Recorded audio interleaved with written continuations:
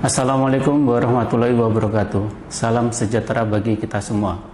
Perkenalkan, saya Mahfud Edi Widatmoko, SST MKM, dosen tetap pada Prodi D3 Radiologi, jurusan Teknik Radiodiagnostik dan Radioterapi, Poltekkes Kemenkes Jakarta II. Video ini disusun sebagai dokumen pernyataan diri dosen unjuk kerja Tridharma Perguruan Tinggi PDD UKPT, bidang pengajaran untuk proses sertifikasi dosen tahun 2026. Tujuan saya mengikuti sertifikasi dosen untuk terus meningkatkan kompetensi profesional sebagai pendidik, menunjukkan komitmen terhadap kualitas pembelajaran dan berkontribusi dalam menghasilkan lulusan yang kompeten sesuai standar nasional pendidikan perguruan tinggi. Sebagai dosen yang berfokus pada rumpun kesehatan masyarakat, peminatan mutu layanan kesehatan, saya memandang penguasaan manajemen pelayanan radiologi sangat penting dalam menjembatani efisiensi tata kelola operasional dengan penjaminan standar klinis yang tinggi pada pemeriksaan radiologi meliputi CT scan, MRI, dan USG. Pada kesempatan ini, saya akan menjelaskan secara lengkap mata kuliah manajemen pelayanan radiologi yang merupakan mata kuliah wajib dengan kode TRP 306 bobot 2 SKS yang saya ampu di semester 5. Mata kuliah ini, manajemen pelayanan radiologi, membekali mahasiswa dengan berpikir logis, analitis, dan sistematis yang dirancang agar mahasiswa mampu menerapkan konsep manajemen pelayanan radiologi di fasilitas kesehatan, mengelola operasional fasilitas pencitraan medik berbasis kendali mutu dan keselamatan pasien, serta menghasilkan kualitas layanan radiologi dengan diagnostik yang akurat, secara profesional, bertanggung jawab, dan berbudi pekerti luhur. Pembelajaran di kelas menggunakan metode ceramah dan diskusi untuk menyelaraskan penguasaan teori manajemen dengan penalaran kritis mahasiswa dalam memecahkan masalah mutu pada pemeriksaan dengan menggunakan modalitas CT scan, MRI, dan USG. Metode ceramah digunakan secara terukur untuk mentransfer konsep-konsep fundamental secara sistematis seperti regulasi keselamatan radiasi, prinsip kendali mutu, quality control, dan aspek pembiayaan operasional instalasi radiologi. Sementara itu, metode diskusi diaktifkan sebagai ruang kolaboratif bagi mahasiswa untuk menganalisis studi kasus nyata seperti penyelesaian masalah antrian panjang pasien CT scan, mitigasi risiko kegagalan screening logam pada area MRI. Mata kuliah ini mendukung 3 capaian pembelajaran lulusan, yaitu 1. Lulusan mampu melakukan penjaminan mutu dan keselamatan pelayanan radiologi secara mandiri dan bertanggung jawab berdasarkan etika profesi dan penerapan teknologi proteksi radiasi sesuai dengan standar operasional prosedur di fasilitas pelayanan kesehatan. Yang kedua, lulusan mampu mengelola pelayanan radiologi berlandaskan kemampuan sikap bekerja sama, menerapkan fungsi manajemen dalam pengambilan keputusan dan penjaminan mutu bidang radiologi sesuai dengan standar profesi. Yang ketiga, lulusan mampu mengelola pengembangan kompetensi kerja bidang radiologi dengan bertanggung jawab dalam menerapkan fungsi manajemen sesuai dengan standar profesi. Untuk mencapai kompetensi tersebut, perkuliahan selama 1 semester dibagi ke dalam 3 CPMK, yaitu 1. Mahasiswa mampu merancang standar operasional prosedur SOP pelayanan radiologi yang mengintegrasikan prinsip etika profesi dan audit keselamatan radiasi guna memenuhi persyaratan akreditasi fasilitas pelayanan kesehatan. Yang kedua, mahasiswa mampu mengaplikasikan fungsi-fungsi manajemen operasional radiologi dan mengambil keputusan klinis maupun manajerial secara tepat melalui kolaboratif guna menyelesaikan masalah pelayanan berdasarkan standar profesi. Yang ketiga, mahasiswa mampu menerapkan konsep pelayanan radiologi, manajemen dalam pelayanan radiologi dengan organisasi rumah sakit, dan kualitas layanan radiologi dengan profesional, bertanggung jawab, dan berbudi pekerti luhur. Selanjutnya, pokok bahasan materi meliputi: 1. Konsep dasar manajemen radiologi. Yang kedua, hospital organization. Yang ketiga, radiologi organization. Yang keempat, data sebagai basis perencanaan menggunakan pemahaman pelayanan. Kelima, standar operasional prosedur. Keenam, melakukan evaluasi SDM dalam layanan radiologi. Ketujuh, melakukan evaluasi standar pelayanan minimal radiologi. Kedelapan, melakukan evaluasi kinerja pelayanan radiologi. Kesembilan, inventarisasi bahan habis pakai dan peralatan pengelolaan sumber daya radiologi. Kesepuluh, menyusun pengarsipan dokumen radiologi. 11, menyusun laporan dan evaluasi pemeliharaan peralatan pendukung radiologi. 12, memahami pedoman akreditasi pada layanan kesehatan radiologi. 13, melakukan evaluasi dan penyusunan laporan radiologi, kinerja pelayanan BHP sarana dan prasarana. 14, melakukan penerapan pilar transformasi kesehatan dalam layanan radiologi. Dalam menyampaikan materi, saya menggunakan metode yang variatif sesuai dengan pendekatan Outcome Based Education (OBE), yaitu ceramah interaktif, diskusi kelompok, dan observasi instalasi radiologi dan presentasi mahasiswa dengan PowerPoint serta latihan soal. Sistem perkuliahan dilaksanakan dengan blended learning yang menggabungkan tatap muka pembelajaran di kelas dan pembelajaran daring melalui Zoom meeting. Proses pembelajaran dilakukan dengan mengutamakan peran dan keaktifan mahasiswa melalui tugas mandiri dan kelompok yang dapat dikerjakan secara fleksibel, baik tatap muka maupun daring. Interaksi antara dosen dan mahasiswa berlangsung aktif berbagai media. Di dalam kelas, saya mendorong mahasiswa aktif berdiskusi, menyampaikan ide atau gagasan. Di luar kelas, interaksi dilakukan melalui WhatsApp untuk konsultasi pribadi dan pemberian feedback terhadap tugas mandiri atau kelompok mahasiswa. Sistem penilaian pada mata kuliah ini dirancang secara komprehensif dan transparan, mencakup 4 komponen utama, yaitu sikap, kehadiran dan keaktifan 10%, penugasan 15%, UTS 30%, dan UAS 45%. Selanjutnya, mari kita simak video pembelajaran berikut ini.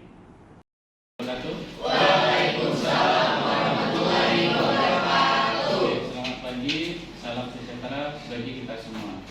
Jadi hari ini adalah pertemuan pertama ya terkait dengan perkuliahan mata kuliah manajemen pelayanan radiologi. Sebelum perkuliahan ini dimulai, mungkin kita membuat kesepakatan dulu karena perkuliahan ini akan dilaksanakan selama 16 kali tatap muka sebenarnya. Tetapi yang dua itu adalah merupakan ujian, 1 UTS sama UAS. Artinya kita nanti akan ketemu ya dalam ruang kelas ini itu adalah 14 kali pertemuan.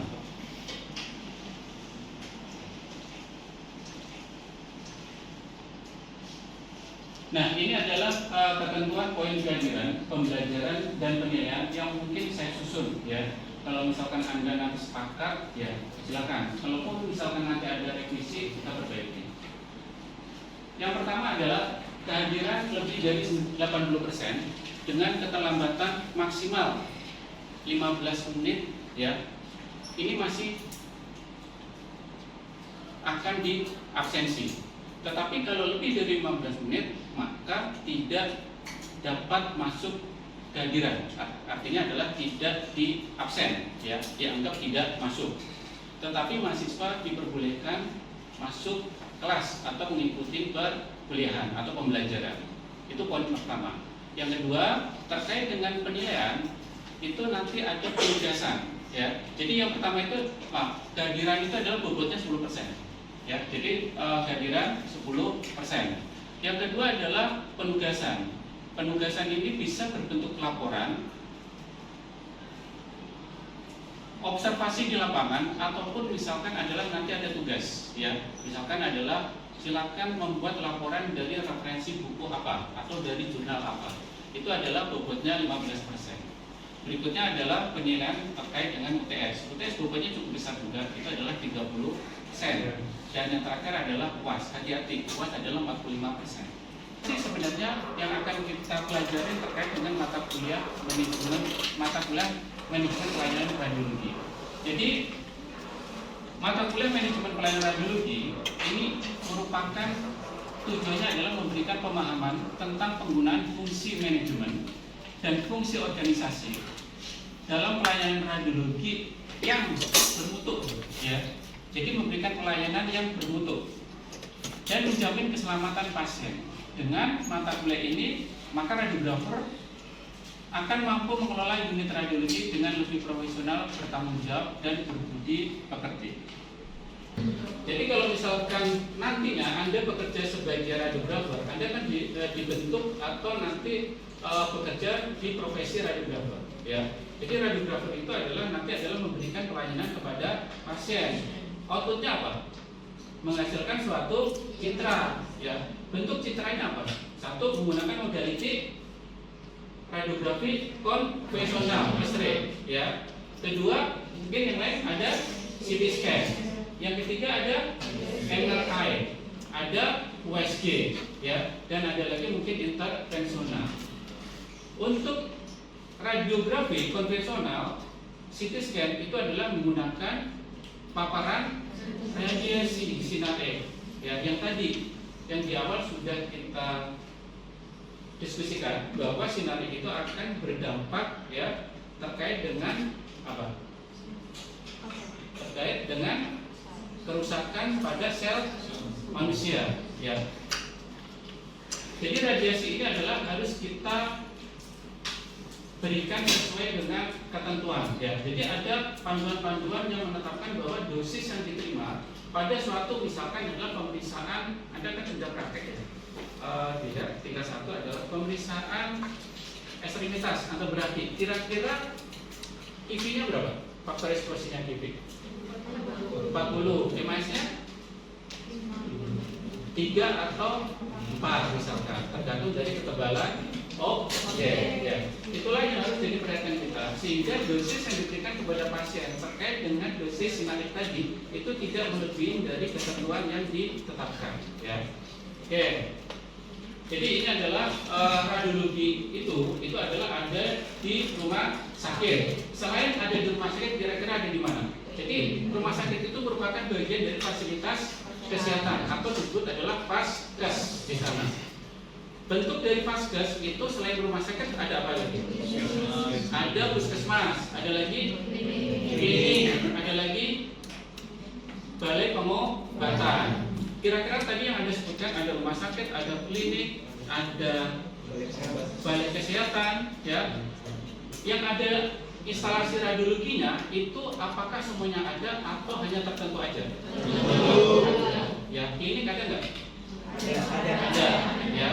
Tergantung, ya, tipe klinik itu apa, ya. Jadi kalau misalkan rumah sakit, ya, sinar X ini atau pesawat sinar X itu biasanya adalah ada di rumah sakit tipe C, ya, tipe C, tipe C, tipe B, tipe A, ya.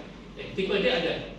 Jadi pesawat sinar ini, ya, atau unit radiologi ini, kalau berdasarkan dari kategori rumah sakit itu mulai dari apa? Dari rumah sakit tipe D, ya, D, kemudian C, B, dan A. Puskesmas tidak. Ya, jadi puskesmas tidak ada layanan radiologi di sana. Oke, ya. Jadi kita akan mempelajari terkait dengan manajemen yang efektif dan efisien pada unit radiologi di sini. Jadi tidak keseluruhan dari rumah sakit, tapi bagian hanya di bagian radiologinya. Oke, ya. Ini apa? Ini adalah tenaga kesehatan, tenaga kesehatan dan tenaga medis. Jadi berbeda. Tenaga kesehatan itu siapa aja? Ada radiografer, ada perawat, kemudian ada laboratorium, ya. Kalau tenaga medis itu siapa?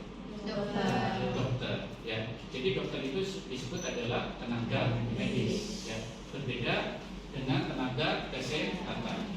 Kemudian di radiologi tadi di sini ada beberapa alat, ya. Ada pesawat sinar X, kemudian ada CT scan, ada USG, ada MRI. Yang mana ini nanti yang akan kita gunakan untuk menghasilkan suatu gambaran.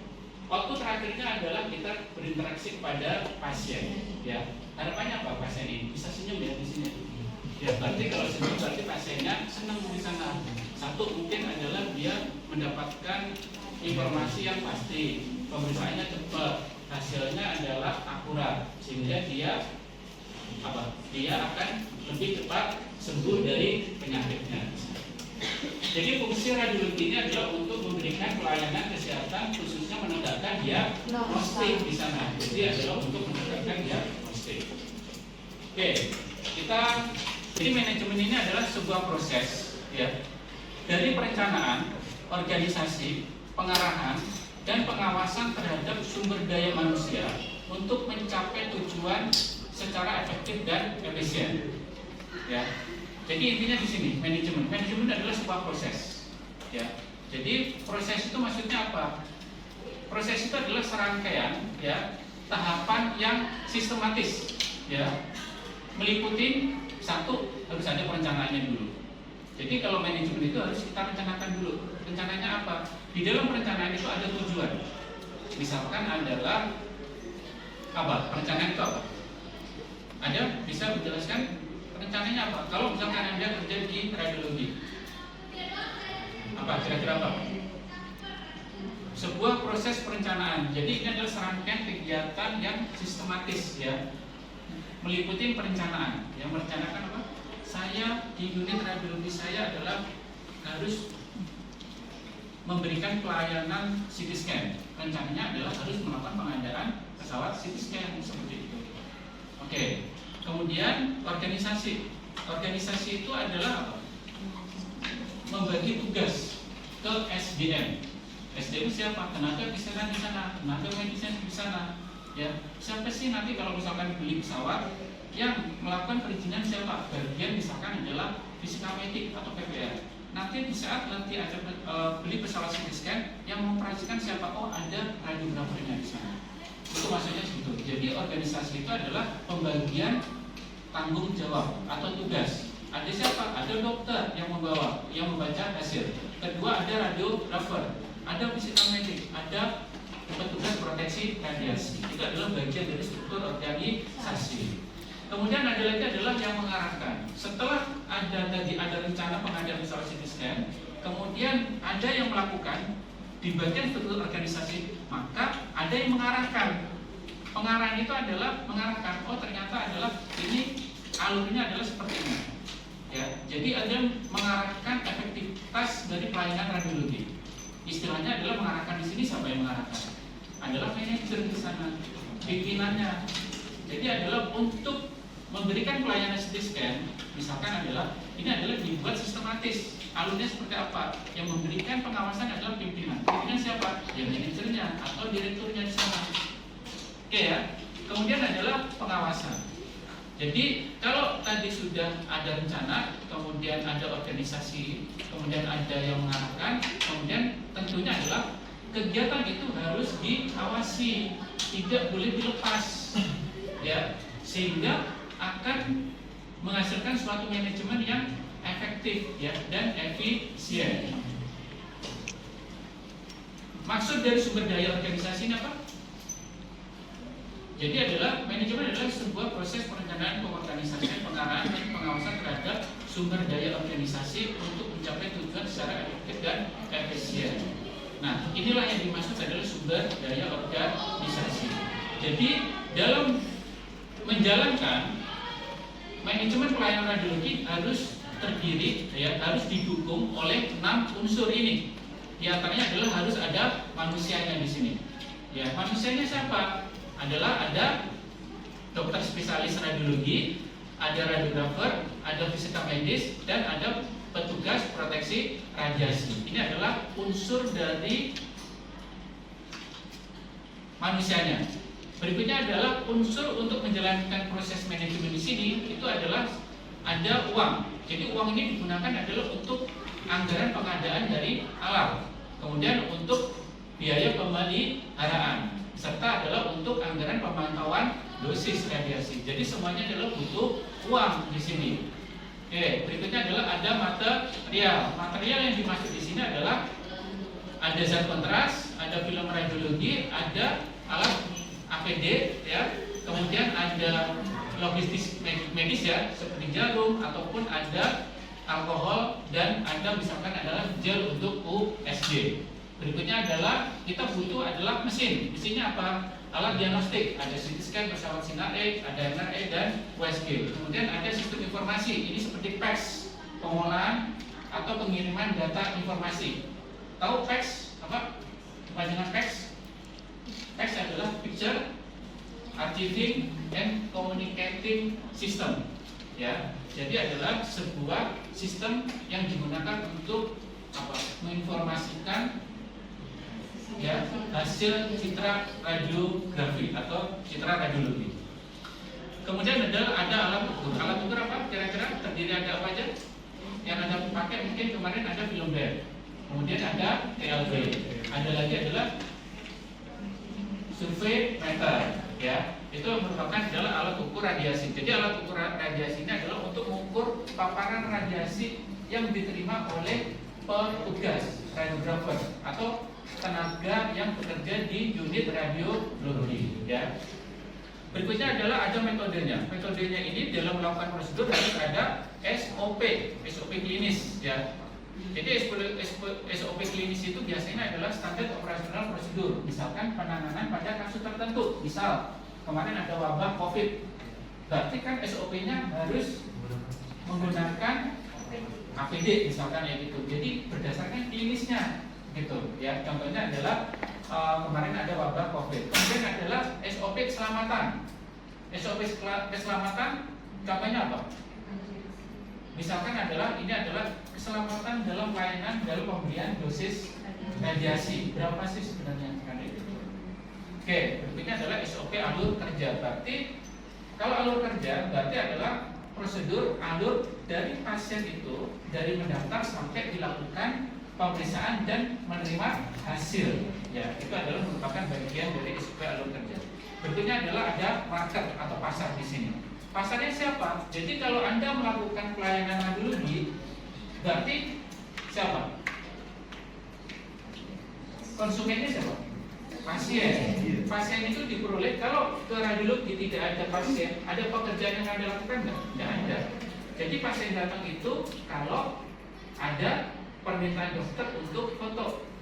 Ya. Jadi dokter bukan dokter radiologi yang kirim, tetapi adalah dokter spesialis lainnya, ya, selain dari radiologi. Misalkan dokter paru, oh ini adalah Anda dicurigai adalah Anda misalkan infeksi pada paru-paru, maka dia kan kalau pakai mata kan nggak kelihatan, maka butuh foto ronsen. Nah seperti itu. Jadi marketnya ini adalah dari dokter spesialis lain seperti dokter bedah, penyakit dalam, kemudian ada anak dan lain-lain yang merujuk pasiennya ke radiologi untuk melakukan pemeriksaan ronsen atau pemeriksaan CT scan, MRI ataupun USG.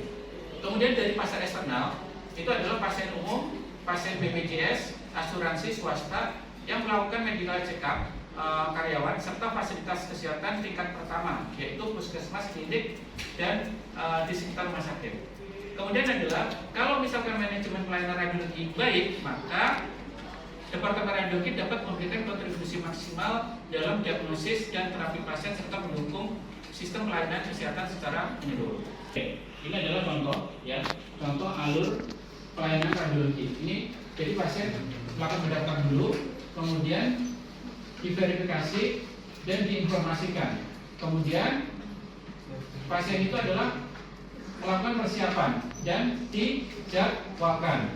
Kemudian dilakukan pemeriksaan. Dan pemeriksaan hasilnya dianalisis, maka akan didapatkan suatu hasil. Ya, jadi ini adalah alur pelayanan radiologi. Nah, untuk pelayanan radiologi standar harus memastikan adalah aman. Aman itu adalah contohnya adalah pasien itu tidak mendapatkan dosis radiasi lebih dari yang ditetapkan. Kemudian tepat itu apa? Menjelaskan adalah hasilnya adalah sesuai dengan klinis. Ya. Kemudian profesional berarti pelayanannya adalah yang diberikan oleh tenaga kesehatan radiografer itu adalah apa? Dengan profesional. Kemudian hasilnya adalah berkualitas. Ya. Oke, berikutnya adalah ini kita harus memperhatikan dalam pelayanan radiologi kita harus memastikan keamanan dari pasien ya. Dipastikan ada identitas pasien, kemudian komunikasi efektif, kemudian prosedur aman, kemudian pencegahan kejadian yang tidak diinginkan.